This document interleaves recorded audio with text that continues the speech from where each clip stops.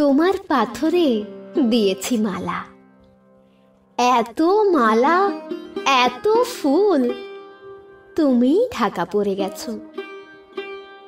তুমি পাথর না হলে রাগ করতে। 56 বছর আগের এক মধ্যরাতে এলগিন রোডের 3 তলার ঘরে আলো জ্বলছিল।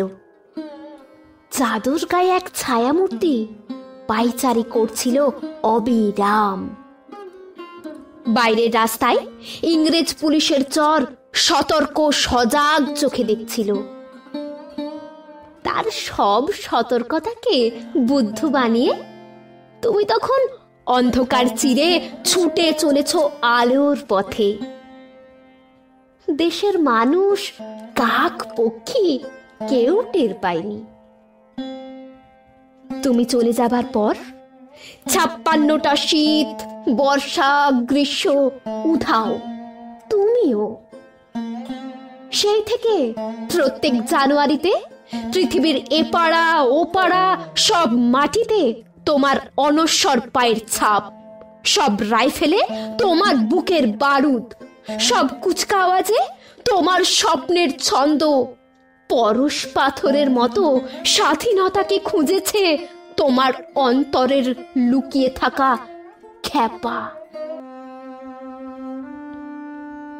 তোমার গন্তব্য ছিল স্বাধীনতা, তোমার পথ ছিল স্বাধীনতা, তোমার স্বপ্ন ছিল স্বাধীনতা, তোমার প্রেম ছিল স্বাধীনতা।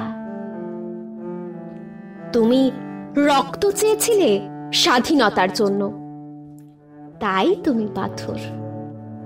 যারা স্বাধীনতার আড়ালে চেয়েছিল গদি, চেয়েছিল সিংহাসন, ইংরেজের ছেড়ে যাওয়া লুটের রাজ্যপাট, তারা রইল সুখে। ভারতবর্ষের টাকায় তাদের সুখ, তোমার নয়। ভারতবর্ষের অফিসে আদালতে তাদের ছবি, তোমার নয়। ভারতবর্ষের সংবিধানে তাদের শৈশাবুত, তোমার নয়। ইংরেজ গরিব মানুষকে পায়ের নিচে রাখত, আর আমরা বড়লোকদের মাথায় করে রেখেছি। স্মাগলার কিংবা ডাকাতকে জোর হাতে সভাপতির আসনে আহ্বান করেছি। ইংরেজ দেশের ধন সম্পত্তি লুট করত, আমরা দেশটাকে বেচে দিচ্ছি। ইংরেজরা দিয়েছে চাবুক, লাঠি, গুলি, আর আমরা দিয়েছি মাস্তান, মাফিয়া, নেতা আর বুলি। ইংরেজ দিয়েছে কালা পানি, সেলুলার জেল, আমরা দিয়েছি টিভিতে সুপারহিট মোকাবিলা আর আইনসভায় আয়ারাম গয়ারামের খেল। 56 বছর আগের এক মধ্যরাতে পরাধীনে দেশ ছেড়ে তুমি চলে গিয়েছিলে স্বাধীন এক স্বদেশে ফেরার স্বপ্ন নিয়ে। তুমি ফিরে আসোনি, স্বাধীনতা এসেছে। তার কাঁধে ঝুলি ভরে নিয়ে এসেছে ভোট নামক রাজস্ব যোগ্য, গণতন্ত্র নামক চিরায়িত মাৎসন্যায়, প্রগতি নামক লোক ঠকানো স্ট্যাটিস্টিক্স, সংহতি নামক বিস্ফোরণের চুরমার, ঐতিহ্য নামক মন্দির মসজিদের ঝগড়া, আর সমুদ্র হিমাচল ভরিয়ে দেওয়া ভাষণ, ভাষণ আর ভাষণ। 56 বছর ধরে তুমি পাথর হয়ে আছো।